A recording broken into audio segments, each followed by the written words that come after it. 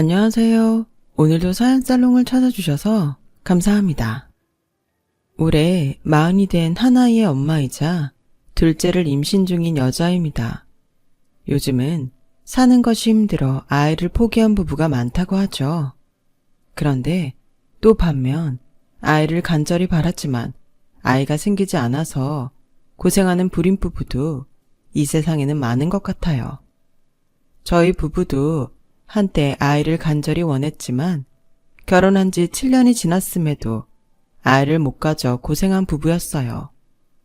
저는 물론이고 남편도 결혼 전부터 아이를 참 좋아했는데 그랬던 저희 부부가 불임이라니 저는 인정할 수가 없었어요.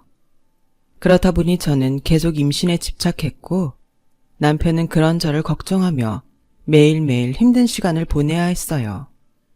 게다가 불임의 원인이 원인 불명이라고 해서 그 점이 저를 정말 힘들게 했는데요. 이유를 알 수 없으니 노력하면 되지 않을까 하는 촛불 같은 희망에 저는 다니던 직장도 그만둔 채 시험관 시술에 매달렸어요. 하지만 무엇이 문제인지 도통 아이는 생기지 않더군요. 저는 점점 예민해져만 갔는데요. 남편이 그 점을 가장 힘들어 하더라고요. 저는 원래 긍정적이고 명랑한 사람이었어요. 하지만 계속되는 임신 실패와 하루 종일 집에만 틀어박혀 임신 생각만 하고 있으니 성격도 변했고 한 번은 남편이 도저히 이렇게는 살 수 없다며 저에게 심각한 얼굴로 이렇게 말했어요. 자기야, 우리 결혼한 지 벌써 8년 차야. 난 솔직히 이제 시험관 하기도 그만하고 싶어. 우리 그냥 인정하자. 애 없이 사는 부부도 세상엔 많아. 그래서 지금 애를 포기하자는 거야?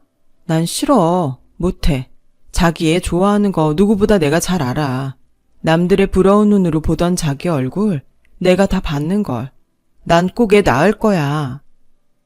그럼 결정해. 나는 도저히 이렇게는 못 살겠어. 애야 나야. 당신이 계속 임신에 집착한다면 난 당신하고 이혼할 거야. 뭐라고? 자기 지금 나 애 못 낳는다고 이혼하자는 거야? 지영아, 제발 정신 좀 차려. 애 못 낳아도 되니까 그만하자는 거잖아. 왜 내 마음을 그렇게 모르냐? 너 원래 안 그랬잖아. 네, 저는 거의 제정신이 아니었어요. 사람이 한 가지에만 집착하니 점점 미치더라고요.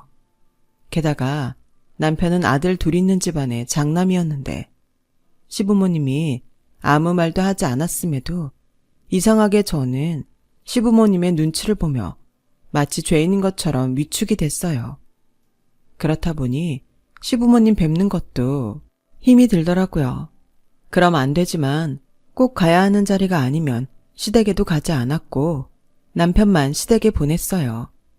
시부모님도 대충은 제 마음을 아셨는지 그 부분에도 아무런 말씀을 하시지 않았는데 한 번은 남편이 지방으로 출장을 가게 돼서 집을 비우게 되었는데 하루 종일 배가 고프지 않아서 밥도 먹지 않고 멍한 눈으로 창밖만 바라보고 있었는데 초인종이 울렸어요. 하지만 저는 올 사람도 없으니 그 초인종 소리를 무시했죠. 그러다 사람 없는 줄 알고 가겠지 했는데 오히려 초인종 소리에도 꼼짝하지 않자 문을 쾅쾅 요란하게 두드리는데 두 소리에 짜증이 확 나더라고요. 그래서 한 소리 할 마음으로 현관문을 확 열어 제꼈는데 글쎄 현관문 앞에는 전혀 예상하지 못했던 시어머니가 포장 음식을 들고 서 계시는 게 아니겠어요? 어머니, 여기까지 무슨 일로? 명우 출장 갔다며. 그럼 너 혼자 있을 거잖아. 그래서 너랑 모처럼 둘이 소주나 마시려고 왔다. 너 밥 안 먹었지? 네, 근데 저는 생각이 없어요. 그리고 지금 집이 좀 지저분한데. 그래서 뭐, 나더러 그냥 가라고? 아니, 그건 아닌데. 그러지 말고 안에 들어가자. 집이 지저분하면 어때? 가정집에 항상 깨끗하라는 법 있니? 다 괜찮아. 나 진짜 너랑 소주 마시고 싶어서 왔다니까. 너도 알다시피 네 아버지가 고지식한 양반이라 여자 술 마시는 거 싫어하잖아. 내가 이 나이에도 이렇게 남편 눈치를 보고 산다. 뭐해? 안 들어가고. 저희 시어머님은 말씀은 그렇게 하셔도 여장부 같으신 분이세요. 그리고 말씀은 소주 마시러 오셨다고 했지만 분명 남편 없이 혼자 있는 제가 신경이 쓰여서 오셨다는 걸 저는 모르지 않았죠. 너 요즘 도통 입맛이 없다며. 그래서 내가 너 환장한다는 매운 불족발 사왔다. 이거 네가 좋아한다는 그 집 거야. 명호한테 물어봐서 내가 거기까지 직접 갔다 왔다고. 나도 참 술 마시고 싶어서 너한테 이런 정성을 보인다. 어머니, 그렇게 말씀 안 하셔도 저 이미 다 알아요. 저 때문에 오셨잖아요. 누가 그래? 너 때문에 왔다고? 난 이 소주 때문에 왔어. 솔직히 명호도 엄마 술 마시는 거 싫어하잖아. 이게 다 지 아빠가 술을 안 먹어서 그렇다고. 명호 씨는 잘 먹는데? 내 말이 지는 다 먹고 다니면서 왜 나는 먹지 말라고 하냐고. 그리고 나 이 불족발 오늘 처음 먹어보는 거다. 내가 아까부터 침이 고여서 죽는 줄 알았어. 뭐해? 빨리 장가져 오지 않고. 그리고 너 빈속에 이거 먹으면 속 난리 나니까 밥도 한 공기 퍼와라. 시어머니는 그렇게 신이 나서 식탁에 사온 것들을 죄다 꺼내놓으셨어요. 그리고는 정말로 신이 난 얼굴로 소주잔에 소주를 따르셨는데 그 모습을 보고 있으니 피식 웃음이 나오더라고요. 신기하죠? 남편과 있을 때는 남편이 아무리 잘해줘도 기분이 풀리지 않았는데 시어머니와는 별다른 것도 하지 않았는데 웃음이 나왔으니 말이에요. 그리고 저는 정말 오랜만에 술을 마셨는데요. 생각해보니 저는 꽤 오랫동안 임신 준비한다고 자극적인 음식이며 술을 입에 대지도 않았어요. 그래서인지 오랜만에 마시는 술이 어찌나 단지 말처럼 술술 들어가더라고요. 속으로 그동안 이 맛을 잊고 살았구나 싶어 마음이 씁쓸했는데 시어머니가 그런 제 얼굴을 보시고는 이렇게 말씀하셨어요. 어때? 달아? 네, 달아요. 이 술이 달면 인생이 썼다는 소리야. 아가, 나는 그렇다. 네가 무슨 마음에 그렇게 애를 원하는지 모르겠지만 나는 아니야. 물론 있으면 좋지. 그런데 없다고 절대 슬프지 않단다. 화도 나지 않아. 서운하지도 않고. 그건 네 시아버지도 마찬가지다. 우리라고 왜 그런 얘기를 안 했겠어. 우린 그냥 니들이 지지고 볶고 좋았다가 나빴다가 하면서 니들 인생을 살았으면 좋겠다. 이건 너한테만 말하는 건데 사실 난 처녀 시절에는 독신주의자였다. 내가 애를 안 좋아하거든. 그런 내가 아들 둘을 키웠으니 생각해보면 난 그때 늙은 얼굴이 지금까지 가는 거야. 어머니도 참, 어머니 하나도 안 늙으셨어요. 그리고 항상 죄송하고 감사하게 생각해요. 애도 못 낳는 며느리한테 싫은 소리 한 번도 안 하셨잖아요. 그러기 쉽지 않다고 하던데. 네가 이쁘니까 안 했지. 근데 너 계속 이러면 나 너한테 서운할 것 같다. 네가 나랑 네 시아버지 눈치 보면 니네 부모님도 우리 눈치 보게 만드는 거야. 아마 말씀은 못 하셔도 네가 이러면 이럴수록 니네 부모님 속도 까맣게 다 타셨을 게다. 그러니 이제 마음 좀 내려놓고 하고 싶은 거 있으면 하고 살아. 우린 정말 괜찮아. 그러니까 이제부터는 너 좋아하는 이 족발도 먹고 술도 마시고 재미나게 살라고. 시간이 마냥 많은 것 같지? 절대 아니야. 인생의 어느 순간 휙 지나가 버려. 저도 그러고 싶은데 길거리에 나가면 애들이 너무 보여요. 그런 애들 보고 있으면 왜 나만 애가 안 생기지? 그런 생각이 드는데 옆을 보면 명호 씨도 그런 애를 부러운 눈으로 보고 있어요. 명호 씨도 애 엄청 좋아하잖아요. 그런 말이다. 니들만 괜찮다면 이 병은 어떠니? 생각해봐라. 너는 애를 간절히 원하고 시설에 있는 아이들은 부모와 가정을 간절히 원하잖아. 서로 간절히 원하는데 이만큼 이로운 조합이 또 어딨어. 하지만 신중하게 고민해야겠지. 한 사람의 인생이 걸린 일이니까. 그냥 그런 생각도 좀 해보면 어떠냐는 거야. 자자, 무거운 얘기는 여기까지. 우리 서로 신나게 남편 욕이나 하면서 술 마실까? 원래 술 마실 때는 신랑 욕하면서 마셔야 제맛이거든. 오늘은 네가 명우 욕해도 내 아들 아니다 생각할게. 저는 시어머니의 위트에 정말 모처럼 한참 웃고 떠들었어요. 그리고 그날 이후 시어머니의 말씀대로 저는 입양에 대해 곰곰이 생각했는데요. 출장을 다녀온 남편과도 오랜 시간 상의한 끝에 저희는 일단 보육원이나 영아원에 봉사를 나가기로 했어요. 아무래도 쉽게 생각할 수 없는 부분이니 그곳에 가서 아이들을 보고 또 현실적인 조언을 구하자 싶었거든요. 그렇게 봉사를 다니길 6개월 남짓, 남편은 아직은 아무것도 모르는 영아 중 딸아이를 입양하고 싶어 했고, 저는 남편과 달리 5살 남자아이를 입양하고 싶었는데요. 그 아이는 2살 때 한 가정에서 입양해서 5살이 되던 해에 파양이 됐다고 했어요. 부모 자식의 인연을 맺었는데 다시 남이 될 수 있다니, 그 사실만으로도 저는 그 아이가 너무나 안쓰러운데, 다시 시설로 돌아왔다는 아이는 파양의 상처 때문인지 사람에게 곁을 주지 않았어요. 하지만 분명 그 아이는 간절히 누군가의 손길을 기다리는 듯 보였고, 들어보니 어느 정도 자란 남자아이, 그것도 파양 경험이 있는 아이는 현실적으로 다시 입양을 가기가 어렵다고 했는데, 저 작은 아이도 그 사실은 아는 것 같아 계속 마음이 쓰였어요. 너는 이름이 뭐야? 아줌마 이름은 임지영이야. 우리 여기서 자주 봤는데 나 기억해? 몇 번을 물어도 아이는 대답하지 않았죠. 남편은 저런 아이를 입양하면 너무 힘들 것 같다고 저를 말렸는데요. 이상하게 저는 그 아이가 아니면 안 될 것 같았어요.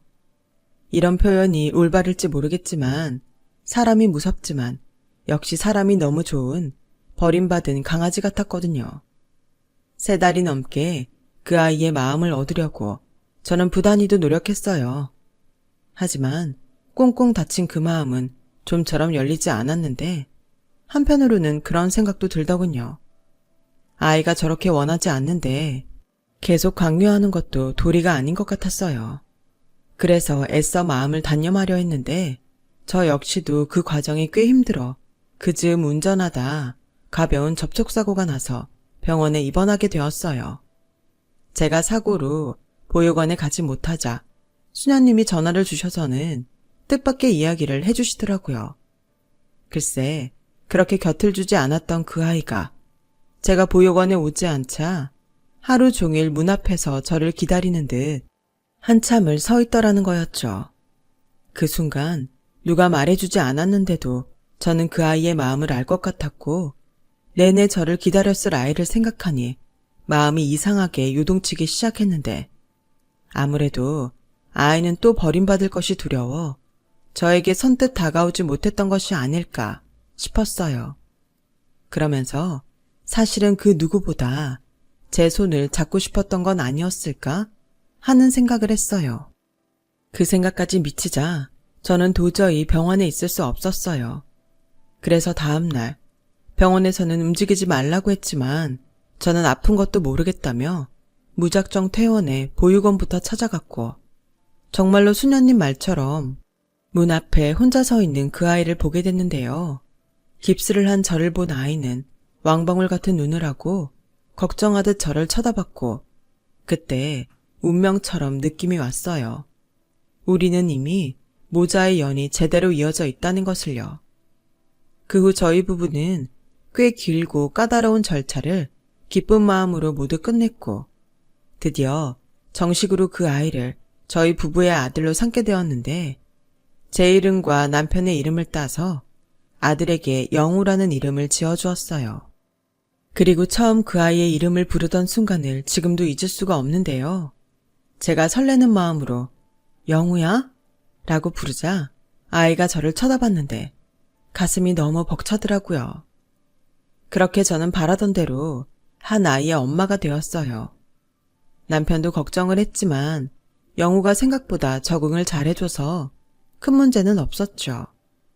시부모님도 저희 친정 부모님도 영우를 친손주처럼 반기셨는데 그중 당신은 아이를 좋아하지 않는다던 시어머니가 가장 많이 저희 아들을 좋아하셨어요. 당신 인생의 첫 손주라며 여기저기 자랑도 하시고 아주 눈에서 꿀이 뚝뚝 떨어졌죠.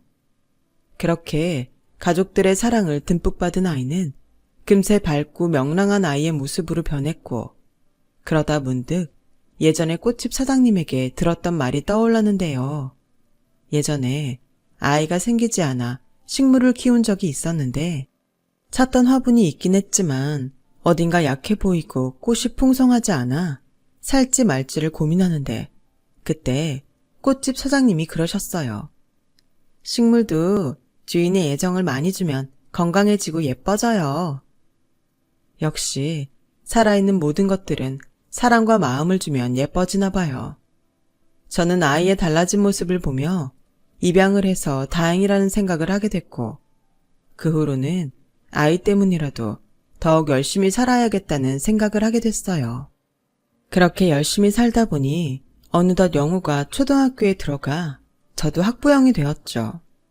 그리고 그쯤 저희 집안에 또 다른 경사가 있었는데 결혼은 절대 생각이 없다던 도련님이 결혼하고 싶은 여자가 생겼다고 6살 어리고 얼굴도 무슨 모델처럼 예쁜 아가씨를 가족들에게 소개했는데 시부모님은 물론이고 저희 식구들까지 새 식구 맞을 생각에 잔뜩 신이 나 있었어요.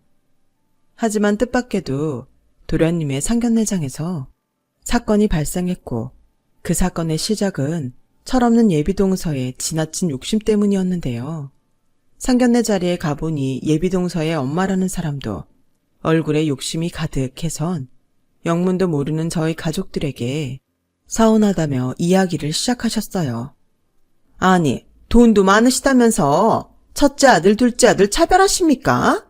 저도 큰맘 먹고 시키는 결혼인데 정말 서운합니다. 무슨 말씀이신지 저희는 잘 모르겠네요. 시어머니는 정말 모르는 얼굴로 물으셨고 예비사도는 그 말이 더 기가 막힌다며 자기 입으로 무엇이 불만인지 술술 이야기를 늘어놓았어요. 전에 저희 애들한테 해주신다는 신혼집 말입니다. 그게 말이 아파트지? 아주 좁아 터져서 집이라고 부르기도 민망할 정도 아닙니까? 들어보니 첫째 아들네는 잠실에 있는 30평대 아파트라면서요. 제가 그 소리를 듣고 이 불공평한 결혼을 시켜야 하나 마음이 찢어졌네요. 아니, 그건 오해가 있으신 건데요. 첫째 애들도 결혼할 때 똑같은 평수의 아파트를 해주려고 했습니다. 그런데 첫째 사돈께서 요즘 세상에 아들만 집을 해오라는 법이 어딨냐며 돈을 보태시겠다고 하셨고 얘네들이 잠실에 그 집을 구한 거예요. 명석이 너 미리 말씀 안 드렸니? 그게 말씀드렸는데. 아니, 그걸 어떻게 믿습니까? 그래서 저는 못 믿겠다고 했습니다. 원래 집은 남자가, 혼수는 여자가 아닙니까? 못 믿겠다고 하시면 제가 저희 부모님께 전화 드릴까요? 이렇게 확인시켜드리면 될까요? 저도 며느리지만 저희 시부모님 차별하고 그러시는 분들 아닙니다. 어머, 손윗동서 자리가 좋아야 하는데 쉽지 않아 보이네. 여기가 그쪽이 나설 자리예요? 그쪽은 밥이나 먹고 조용히 있어요. 이 자리는 엄연히 우리 애들 결혼 의논하는 자리니까 길자리를 봐서 껴야지. 네, 참 기가 막혀서. 뭐라고요? 말씀이 지나치시네요. 어머머? 얘야, 나서지 말거라. 내 말이 듣자하니 애도 못 낳아서 입양했다면서요. 그럼 대를 이을 자손은 우리 애가 낳아야 할 텐데 그럼 더 좋은 대접을 해주셔야 하는 거 아닙니까? 막말로 입양했다는 말도 저희한테는 안 하지 않았습니까? 아니, 이보세요. 입양한 게 무슨 죄도 아니고 그걸 말해야 합니까? 명석이가 입양한 것도 아닌데. 그래도 집안에 누구시인지도 모를 아이가 있다는 건 중요한 일이죠. 저희 딸아이가 그 집 아이를 낳으면 당연히 영향이 있을 텐데요. 예비동서의 엄마라는 사람은 정말 최악이었어요. 그리고 저는 시부모님 체변을 위해 분노에 온몸이 부들부들거리는데도 두 주먹을 꼭 쥐며 간신히 참고 있었는데요. 그 순간 시아버님이 더는 못 참겠다는 얼굴로 자리를 박차고 일어나셨고 이렇게 말씀하셨어요. 제가 가만히 듣자 하니 그쪽 집안과 저희 집안은 맞는 것 같지 않습니다. 이 결혼 없던 일로 하시죠. 아니, 진심입니까? 네, 저희는 저희 손주가 너무 사랑스럽고 귀합니다. 그런 아이를 함부로 말씀하시는 분과는 가족의 연을 맺을 수 없겠네요. 시아버님이 그렇게 말씀하시고 시어머니와 저희 부부에게 일어나라고 하셨어요. 그러자 도련님만 일어날 수도 또 그 자리에 계속 앉아있지도 못해 안절부절했는데 좀 전까지 기세등등한 예비동서의 엄마가 이런 상황은 예상하지 못했는지 많이 당황한 눈치였어요. 게다가 예비동서는 잔뜩 뿔이 난 얼굴로 자기 엄마를 노려보는데 그 모습이 참 가관이더군요. 그렇게 저희 가족은 결혼을 파토내고 나왔고 시어머니는 시아버님에게 모처럼 맞는 말을 했다며 잘했다고 어깨까지 주물러 주셨는데 저희 가족이 주차장에 도착하자 저 멀리서 도련님이 다급히 뛰어오는 모습이 보였어요. 엄마, 아버지, 정말 이대로 가실 거예요? 혼자 산다고 하더니 그렇게 기다린 네 짝이 저런 집안 사람이니? 네, 네가 이 결혼을 꼭 하고 싶다면 말리지는 않으마. 너도 성인인데 선택할 권리가 있지. 하지만 네가 그 집사람과 결혼을 한다면 우리는 안 보고 사는 걸로 하자.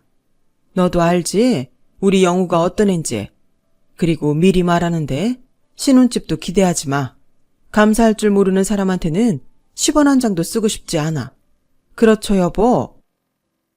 당연한 소리 그만하고 얼른 가자고. 우리 영우 끝날 시간이잖아. 나 얼마 먹지도 못해서 배고파. 영우 데리고 근처에 짜장면이나 먹자고. 니들도 같이 가. 그래도 소영이는 착해요. 영우도 이쁘다고 했어요. 착한 애가 예비 시부모님이 해주는 아파트 성에 안 찬다고 그러냐? 형, 그야 그건 소영이 어머님이. 됐어 임마. 형도 이번에 너한테 실망했어. 여자 보는 눈이 높아서 큰일이라고 생각했더니 도대체 넌 뭘 본 거야? 영우 아빠 그만해. 도련님도 몰랐겠지. 도련님 저희 갈게요. 생각 잘해보시고 결정하세요. 제가 도움은 못 되겠지만 도련님 선택 존중할게요. 저는 그렇게 말하고 남편이 운전하는 차에 탔어요. 그리고 시부모님과 다 같이 영우가 다니는 학교 앞으로 갔고 하교하는 영우를 데리고 한 중화요리점을 갔는데요. 그런 일이 있어서 그런지 시부모님은 당신들 사이에 영우를 앉히고 그날따라 더욱 영우를 챙기셨는데 이게 참 감정이 복잡 미묘했어요. 하지만 저 역시도 저런 생각을 하는 사람과 형님 동서할 생각을 하면 눈앞이 아찔했기에 이대로 결혼이 파토가 나면 좋겠다고 생각했어요. 그리고 이런 생각도 그리 좋은 생각이 아니었는지 그 난리가 있고 일주일도 지나지 않아 시어머니에게 당장 오라는 호출을 받게 됐고 다급히 간 시댁에서 그 문제의 예비 동서와 그 문제의 예비 동서의 엄마까지 보게 되었는데 지난번 그 위풍당당한 모습과는 다르게 무릎을 꿇고 두 손을 모아 싹싹 빌며 제발 파혼만은 말아달라며 빌고 또 빌고 있더라고요. 아니, 일주일 만에 저렇게 태도를 바꿀 일이 있나? 저희 부부는 어안이 벙벙했는데 곧이어 도련님의 입에서 기막힌 이야기를 듣게 되었어요. 엄마, 아버지, 소영이 임신했어요. 그날 주차장에서 말하려고 했는데 장모님도 그때는 모르고 계셔서 말을 못했는데 저 아이 낳고 소영이랑 살고 싶어요. 사돈, 저도 이 말을 듣고 심장이 떨어져 나가는 것 같았어요. 하지만 어떡합니까? 이렇게 애까지 생겼는데 노여움 푸시고 제발 예정대로 시골리게 해주세요. 아니, 저는 명석이한테 하고 싶으면 하라고 했습니다. 이렇게까지 하실 이유가 없는 것 같은데요. 저기 먼저 번에 해주신다는 그 아파트요. 저 그냥 거기 들어가 살게요. 예비동서는 그 말을 하는 게 무슨 대단한 결심을 해야 했는지 두 눈을 질끈 감고 말을 했어요.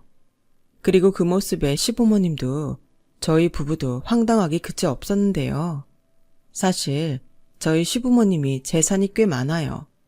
전세와 월세를 주고 있는 아파트도 세 채 있고, 강남은 아니지만 서울의 빌딩도 두 채가 있어서 거기서 나오는 임대료만 해도 시부모님은 먹고 사시는데 지장이 없을 정도시죠.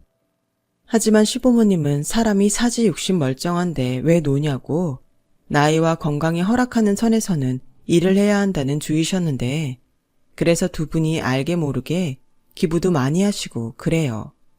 저 역시 그 모습이 너무 보기 좋아. 우리도 형편이 되면 나중에 시부모님처럼 살자고 남편과 약속했는데, 아무래도 예비동서는 도련님에게 시부모님 재산을 듣고 다른 생각을 했던 것 같았죠. 아무튼 시어머니는 뒷목을 잡았지만 이미 임신한 며느리를 매몰차게 뿌리치지는 못했어요. 시아버님도 마찬가지로 더 이상의 반대는 하지 못하셨고, 원래 해주기로 한 20평대 작은 아파트를 하나 해주는 걸로 결혼 이야기를 마무리 지으셨는데요. 기껏 허락을 받고 돌아가는 예비동서와 예비동서 엄마는 실컷 풀이 죽어 시댁을 나섰어요. 남편이 집에 오는 길에 그러더군요. 임신했다고 하니 부모님이 조금 더 챙겨주지 않을까 기대했던 거 아니냐고요. 저는 설마 했지만 이후 정식으로 결혼 준비를 하는 동서를 보니 동서도 그렇고 동서 집도 그리 돈은 없어 보였는데요. 그도 그럴 것이 동서가 해온 혼수라고는 딸랑 침대 하나였어요. 그래놓고 그렇게 시댁에서 아파트 작은 거밖에 안 해준다고 툴툴거리는 모습이 썩 보기 좋지는 않았는데, 싹싹 빌면서 제발 파혼만은 시키지 말아달라고 애원했다는 걸 까맣게 잊었는지 동서의 태도는 시간이 지나면 지날수록 거만하기가 짝이 없었어요. 형님, 근데요, 저 진짜 궁금해서 물어보는 건데요. 형님은 왜 다 큰아들을 입양했어요? 다른 건 다 그렇다 쳐도 딸이었으면 더 좋았잖아요. 왜? 아니, 영우 걔는 툭 까놓고 저희 집안 핏줄도 아닌데 장손자리를 그런 애한테 어떻게 줘요? 뭐라고? 그런 애? 동서, 지금 나랑 싸우자는 거지? 에이, 아니요. 형님은 영우 얘기만 나오면 이렇게 예민하시다니까. 형님도 말씀은 아니라고 해도 의식하니까 그러는 거 아니세요? 설마 아버님 어머님이 친손주 보시면 영우 찬밥 될까봐 그러시나? 뭐야? 동서 말 다 했어. 그렇잖아요. 입양한 손자도 그렇게 아끼시는데 두 분 핏줄인 우리 애가 태어나면 누가 더 이쁘겠어요? 오죽하면 핏줄은 당긴다는 말이 다 있을까? 그래서 저는 숙모된 입장에서 걱정돼서 그래요. 입양된 애들 팔자가 결국엔 다 그렇더라고요. 동서는 임신한 게 아주 벼슬인가 봐. 내가 처음이자 마지막으로 말하는데 그 입 조심해. 다음에 또 이렇게 똥인지 된장인지 구별 못하면 그때는 바로 네 머리채부터 잡을 테니까. 하긴 너도 그 애 아니었으면 결혼도 못했을 텐데 얼마나 고맙겠니. 하지만 또 한 번 우리 애 입양하니 뭐니 떠들었다간 동서고 뭐고 없는 줄 알아. 알겠어? 천박하고 무식해서 상대 안 하려고 했더니 비켜! 저는 제 말에 씩씩거리며 지랄 발광하는 동서를 뒤로하고 남편과 영우가 있는 곳으로 갔는데요. 저에게 무슨 일이 있었는지 모르는 남편과 영우는 저를 보며 활짝 웃는데 그 미소를 보니 저는 더욱 가슴이 아팠어요. 우린 이렇게 한 가족이라는 이름으로 행복한데 자꾸만 동서가 흠집을 내려는 것 같아 저도 예민해지더라고요. 그 후 동서는 제 눈치를 살살 보기 시작했어요. 애당초 동서와 잘 지낼 마음까지는 없었던 저였기에 동서가 눈치를 보고 알아서 조심하니 이건 이거대로 됐다는 생각을 했는데 몇 달 후 동서가 아들을 낳았어요. 그러자 동서는 마치 왕자를 낳은 후궁처럼 저와 시어머니 앞에서 콧대를 높였고 저는 그러든지 말든지 하며 도련님께 축하금이 든 봉투를 들었는데 그 모습을 본 시어머니가 당신도 봉투를 해왔다며 동서에게 수고했다고 딱 봐도 두툼한 봉투를 건네셨어요.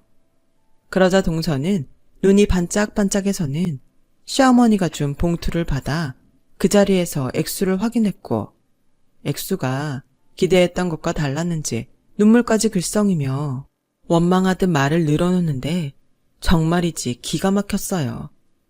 어머니, 제가 아들을 낳았는데 고작 300만 원 주시는 거예요? 3천도 아니고요. 뭐? 3천? 넌 무슨 애가 아들 낳고 그렇게 돈돈거리냐? 그렇잖아요. 어머니는 첫 손주인데 못해도 최소 1,000만 원은 주셔야죠. 첫 손주? 네가 애를 낳더니 기억 상실이라도 됐니? 나한테는 이미 손주가 있다. 너네가 우리 영우 그런 식으로 무시하지 말라고 했지. 몰라요. 입양한 손주는 그렇게 끼고 사시면서 정작 핏줄인 저희 아들한테는 어쩌면 그러세요? 이 돈 가지고는 저 조리원도 못 들어간단 말이에요. 제가 들어갈 조리원이 1,000만 원인데 꼴랑 2, 300 가지고 저더러 어쩌라고요. 뭐야? 무슨 산후조리를 하는데 1,000만 원이나 해? 네가 무슨 귀부인이야 뭐야? 어머, 말씀하시는 것 좀 봐. 오빠가 무슨 말이라도 해봐. 소영아, 그러게 내가 이건 좀 아니라고 했잖아. 남은 돈은 내가 알아서 할게. 그만해. 오빠 돈이 오빠 돈이야? 우리 돈이지. 그리고 원래 산후조리비는 시댁에서 해주는 거야. 어머니, 저 이 돈으로는 산후조리 못해요. 나머지 700 더 주세요. 나 참 기가 막혀서 산후조리 친정 엄마가 해준다는 말은 들었어도 산후조리비 시댁에서 해주는 거라는 건 너한테 처음 듣는다. 난 그 이상은 못 줘. 그것만으로도 감지덕진 줄 알아. 어머니, 진짜 너무하세요. 돈도 많으시면서. 좋아요. 그럼 앞으로 저희 아들은 못 보신다는 거 아세요. 요즘은 능력 없으면 손주 얼굴도 제대로 못 보는 세상이에요. 동서 애 낳다니 완전히 미친 거 아니야? 형님도 부러우면 가만히 계세요. 애를 낳아봤어야 알지. 저는 동서의 그 말에 그만 욱해서 가방을 든 손을 번쩍 올렸는데요. 시어머니는 그런 제 손을 잡으시면서 동서에게 환한 미소로 이렇게 말씀하셨어요. 그래, 네 말을 들으니 이제 내 알겠다. 그러니까 네 말은 나랑 네 시아버지가 돈을 풀지 않으면 네 아들을 보여주지 않겠다. 이 소리지? 네, 저희 아들이 어떤 아이예요? 이 집안 대를 이을 귀한 혈통이잖아요. 하물며 그 입양한 애도 손자라고 아끼시면서 저희 아들한테는 그 정도는 해주셔야죠. 그래야 나중에 영우 걔도 지가 장손이니 뭐니 깝치지 못하게. 야, 뭐? 깝친다고? 이게 애를 낳더니 눈에 뵈는 게 없구나. 저는 그만 이성을 잃고 동서에게 야라고 해버렸어요. 그러자 시어머니는 저를 병실 문으로 데려가셨는데요. 그러고는 침착한 얼굴로 동서에게 가셨고 대화를 이어나가셨어요. 그래, 내가 미처 거기까지는 몰랐다.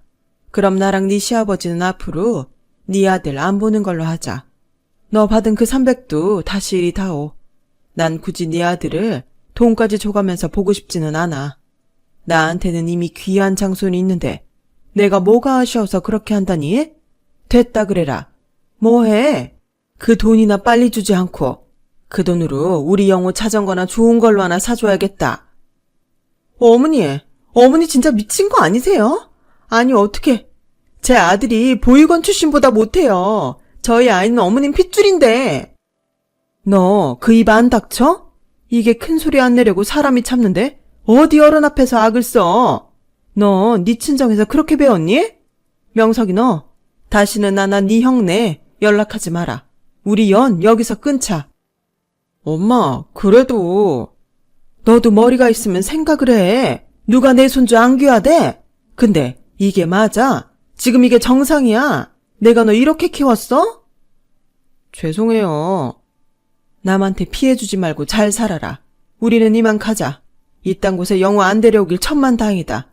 너도 쟤들이랑 이제 상종하지 마. 저는 그렇게 시어머니의 손을 잡고 그 병실을 나왔어요.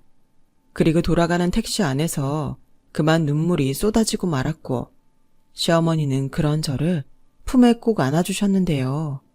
그 후 시어머니는 물론이고 이 사실을 안 시아버님도 단단히 화가 나서 도련님네와 완전히 연을 끊어버리겠다고 하셨고, 도련님이 뒤늦게 전화를 수십 통도 넘게 했는데 그 전화도 모두 받지 않았다고 하시더라고요.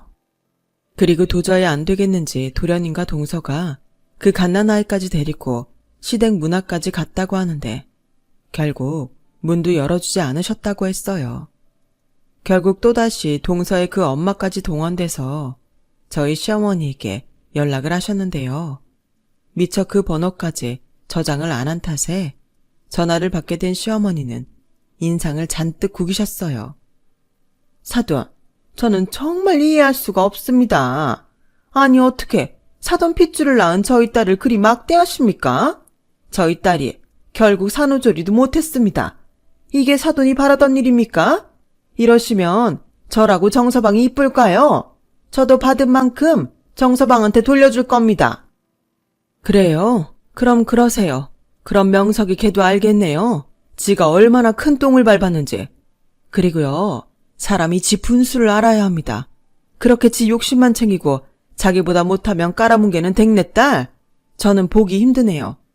처음엔 가진 게 너무 없어서 저렇게밖에 못 컸나 했습니다. 그래서 측은하게 보려고 애도 많이 썼어요. 그런데 이건 그런 차원의 문제가 아니라 원래 그렇게 되먹지 못한 사람이라는 걸 이번에 알았습니다. 뭐요? 당신 지금 말 다 했어?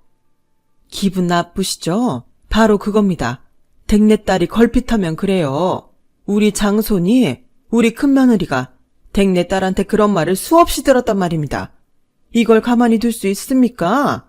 굴러온 돌이 박힌 돌 뺀다고? 이건 아닙니다.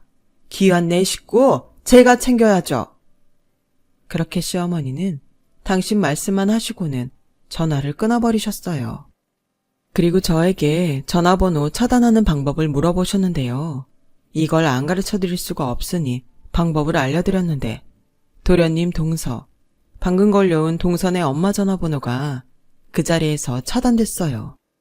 그리고 동서는 바로 다음 날부터 석고대죄하듯 시댁 문 앞에서 빌고 또 빌었는데 그래도 시부모님이 받아주지 않자 이번에는 애를 시댁 현관 앞에 그대로 두고 잠적해버렸어요. 시어머니는 그런 줄도 모르고 밖에 나가지도 못해 곤란을 겪고 있다가 이웃 아주머니께서 왜 나이가 문 앞에 있다고 알려주는 바람에 놀라서 뛰쳐나갔다고 하셨어요. 그제야 저희 남편이 도련님에게 연락을 했고 도련님은 동서가 아이를 시댁 앞에 두고 이혼 서류를 남긴 채 잠적했다고 했는데 아무래도 동선의 친정에 있는 것 같다고 하더라고요. 그러면서 도련님 장모가 이건 다 저희 시어머니 때문에 일어난 일이라며 이혼을 하던 시부모 마음을 돌려놓고 그에 합당한 돈을 받아오라고 했다는데 그제야 저희 도련님도 이건 아니다 싶어서 그대로 이혼 서류를 작성해 처가에 보내고 살던 집도 정리해서 시아버님에게 돌려드렸다는데 동서는 왜 그렇게 생각이 짧은지 저는 도통 이해할 수가 없었어요. 시어머니는 그 후 안기도 무서운 그 갓난아이를 어쩌지도 못하겠다고 하셨고 도련님은 직업상 지방 출장이 많은 사람이라 결국 그 아이를 제가 맡기로 했어요. 너 괜찮겠니? 힘들면 그냥 데려와라. 나랑 네 시아버지가 어떻게든 해볼게. 아니에요. 저 애 좋아하는 거 아시잖아요. 그리고 영우가 자기 동생 생겼다고 엄청 챙겨요. 그치 영우야? 동생 귀여워. 그래? 우리 영우 동생 안 불편해? 안 불편해요. 오히려 동생 생겨서 친구들한테 자랑했어요. 다들 귀엽다고 인형 같다고 부럽다고 한걸요. 영우는 환하게 웃으며 그렇게 말했고 저는 두 아이를 돌보게 되었는데 도련님이 괜찮다고 하는데도 저에게 매달 양육비를 보내시며 지방에서 좋다고 하는 것이 있으면 바로 택배로 보내시는데 이혼한 동서한테는 미안하지만 이제야 저희 집에 평화가 온 듯 저는 마음이 놓였어요. 그리고 도련님이 올라오시는 날이면 아이 때문에 저희 집에 묵으시는데 도련님 말에 의하면 그제야 잘못했다고 아이가 너무 보고 싶다고 동서가 그렇게 질척거린다고 하더라고요.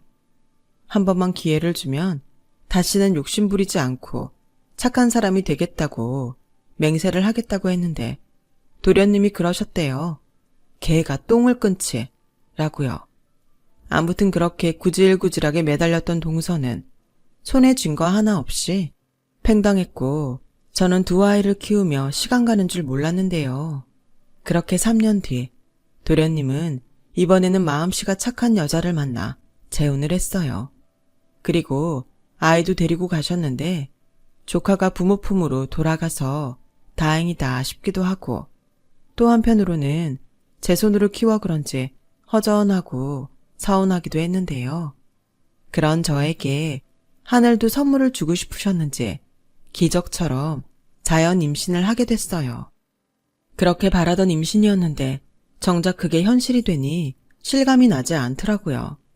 산부인과에서 힘차게 뛰는 아이의 심장 소리를 듣고 나니 그간 마음 졸였던 임신을 기다렸던 날이 떠올라 그만 울컥하고 눈물을 쏟고 말았어요.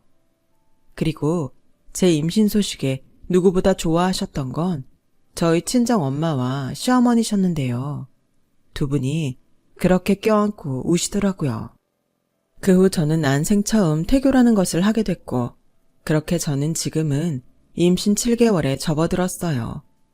거울 속 배가 볼록 나온 제 모습을 보면 그렇게 웃길 수가 없는데 남편과 영우는 이런 제가 세상에서 가장 아름답다며 요즘은 아주 저를 공주마마 대하듯 떠받들고 있는데 이게 처음엔 좀 오글거렸지만 지금은 편하고 행복하기만 하네요.